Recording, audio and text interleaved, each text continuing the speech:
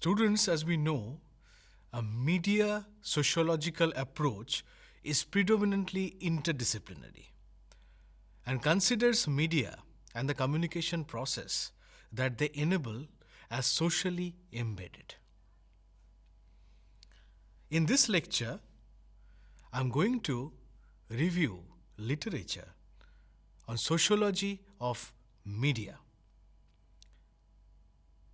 When we talk about media sociological approach, this widens the scope of the study by including problems and questions which go beyond the traditional area of media and communication studies.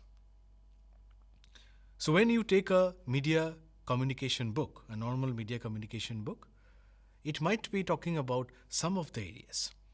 But to go in depth, to understand the sociological approach linked to media, you need to understand the thing from a wider perspective. This approach that we are looking at, it widens the scope of the study by including problems and questions which go beyond the traditional area of media and communication studies. So students, when we look at the traditional media and communication studies, they do talk about different approaches which are there. But to look at things from a sociological perspective, we need to go deeper. Sociology of media considers media and communication research to be within the wider ambit of social forces and links them to questions about order, conflict, identity, institutions, authority, power, and community. So as all of you can understand, that media cannot be studied as a standalone kind of an organization. It is linked to all important social processes and developments, as we discuss right now, like order, conflict, identity, institutions, authority, power, and community. Communication media leads us to new forms of action and interactions in the social world. The book, Mediating the Message in the 21st Century, a media sociological perspective by Pamela J. Shoemaker and Stephen D. Rees, is considered one of the most significant books exploring the sociology of media. So when you use as reference this particular book, you will get a much wider insight into the areas of discussion regarding media and sociological approach. Now, before we go further, let's go for a quick quiz. The book Mediating the Message in the 21st Century, a media sociology perspective, is written by, you have four options, David Krutu and William Huens, or Clinton C. Wilson. That's the second option for you. The third option that is there is Pamela J. Shoemaker and Stephen D. Rees, or none of the above. As you all know, and I think you have already got the right answer, it's Pamela J. Shoemaker and Stephen D. Rees. Let's now move on.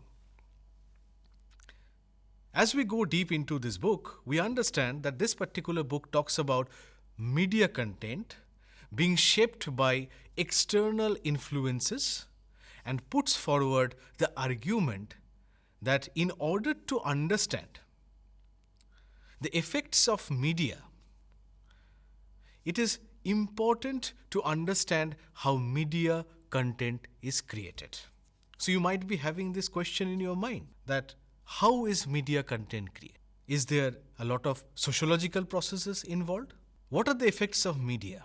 So this book talks about all this. The authors, both of them, they opine in the book that various changes that media has been undergoing are closely linked to the complex relationship among global forces, nations, individuals, and organizations. So none can be delinked from the process. If you have to understand the various changes which are presently happening in the world of media, you have to link them to global forces, nations, individuals, and organizations. So you can well understand that a media sociology perspective is the only answer to such questions.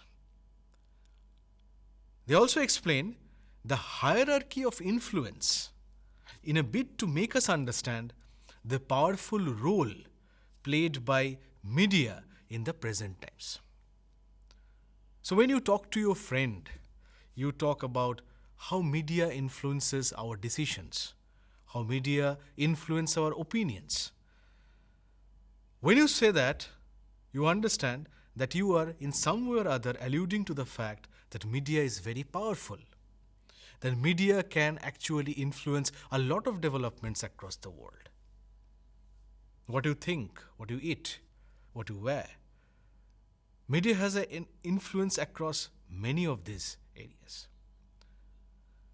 So, in a bid to understand that hierarchy of influence, this book helps you to understand the powerful role that is played by media in the present times. Now, the book further deals with media content and theory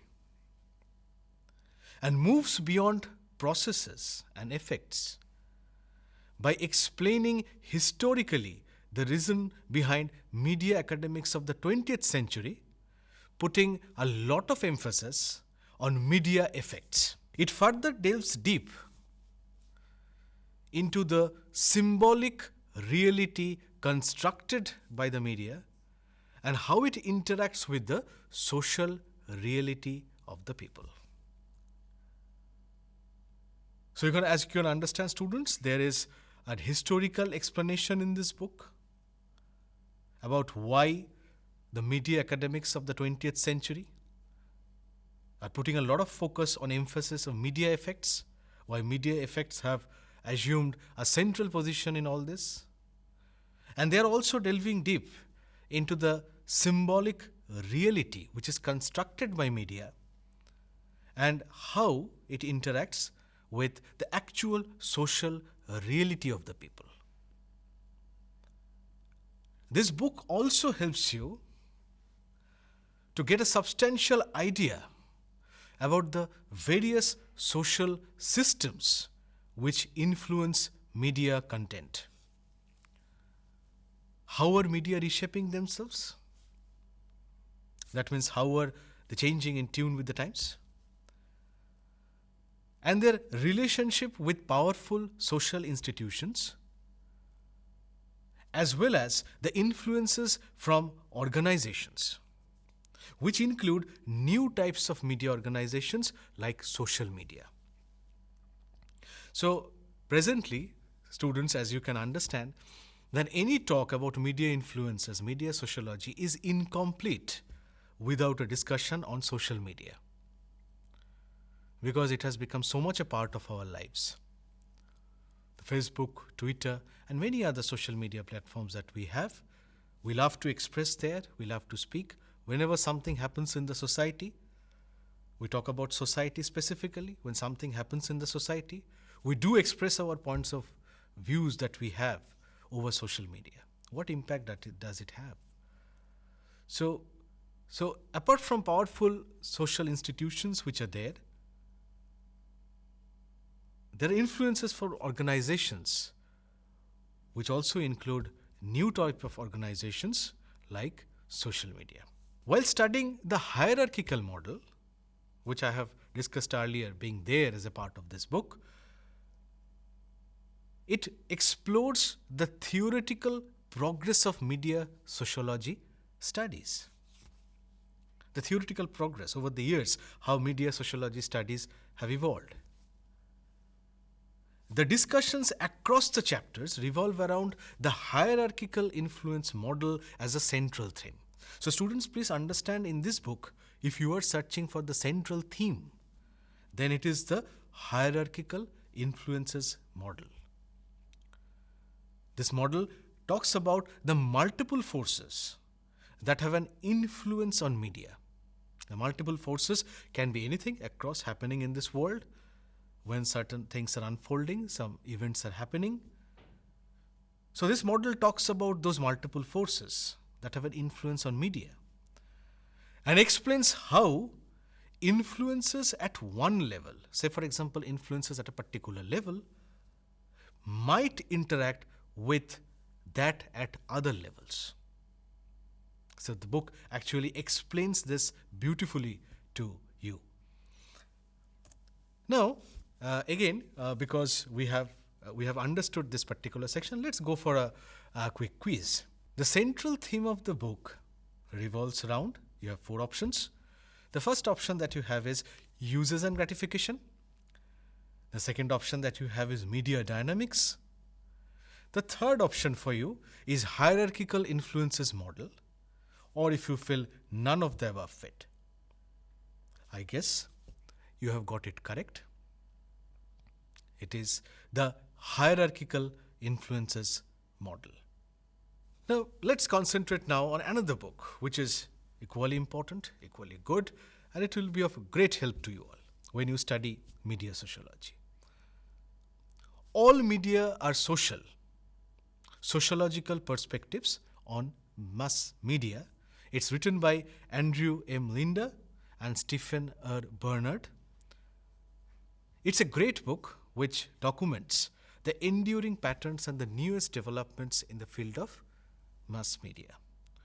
So whenever we are discussing about developments of mass media from a sociological perspective, we have to link it to the past and then bring it in tune with the developments that are happening in the present times. They consider mass media as powerful social institutions. This particular media sociology book helps you in understanding the power of big media companies, the relation between media and the state, new developments in the field of journalism, representations of race, class, gender, and sexuality in media, and the impact of social media on our brains. So as you can understand here, students, this book actually deals with very important areas. The power of big media companies. When you will see a number of media studies books, media sociology books, they're all talking about the power of big media companies, how they impact your lives, how they change the perception about things, how they control the way you think about ideas and opinions. So big media companies are always central to a debate about media influences, about impact. So this book talks in depth about the power of big media companies. It also talks about the relation between the media and the state. Another critical area of discussion, media and the state. The new developments that are happening in the field of journalism. As we all know, journalism is an ever-evolving field. New technologies are impacting the way we do journalism. The representation of race, class, gender, and sexuality, very important areas. How do media portray them? Is it a biased portrayal? It's a just portrayal. Have things evolved for good when we represent race, class, gender, sexuality? And to understand in depth about the impact of social media on our brains. Because presently all of us are talking about the various impacts of social media. Does it do good? Is there a lot of bad things associated with social media? There are now, if you see across different sources, you will see academic papers being written on maybe ill effects of social media on children, on young adults, across various sections. But we need to understand them from a sociological perspective. Now this book helps you to do that. You can have a detailed idea about the ever-changing media landscape from this book, starting from theories which illumine the role of mass media, in contemporary times, how media production works, and how content is framed to the role of us as and to the role of us as audiences. Now, if we concentrate on the particular areas which are very important in this book, the ever-changing media landscape, that's the first area. This we, as students, we need to understand this, that media is ever-changing. There are new developments that are happening in the field of media. So, this particular book tracks the development from the theories which illumine the role of mass media in contemporary times. How can we relate those theories to the contemporary times? How media production works, because media production is such a vast area. And how content is framed to our role also as audiences. So as it talks about how content is framed, what are the various influences that come in the way when content is framed?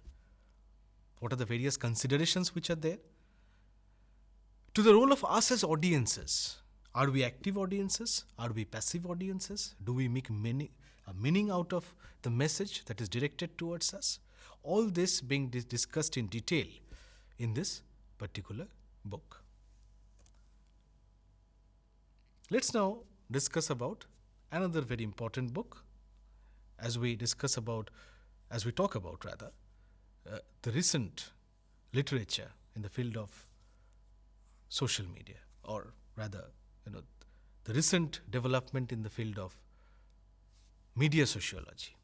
The Oxford Handbook of Digital Media Sociology, which is authored by Sarah Sobiraj and Dean A. Rollinger, is a perfect book for those of you who are curious about the state of sociological research on digital media. Now, you will all know and understand that digital media has assumed a lot of importance. As I discussed earlier, that what you are doing on social media, how it is impacting your lives, how far you can reach out to people through social media, is very much an integral part of media sociology discussions.